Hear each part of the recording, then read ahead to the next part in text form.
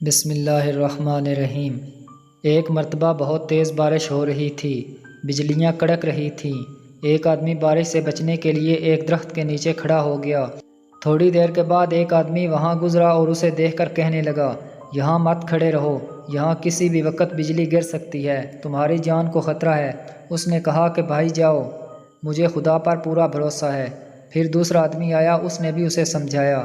پھر تیسرا بھی آیا، لیکن اس آدمی نے اس کو بھی ٹال دیا۔ پھر تھوڑی دیر بعد بجلی گری اور وہ آدمی اس درخت کے نیچے ہلاک ہو گیا۔ ایک خدا کا نیک بندہ قریب ہی رہتا تھا۔ لوگوں نے جا کر سوال کیا کہ خدا نے اس کو ہلاک کیوں کیا، جبکہ اس کو خدا پر پورا بھروسہ تھا؟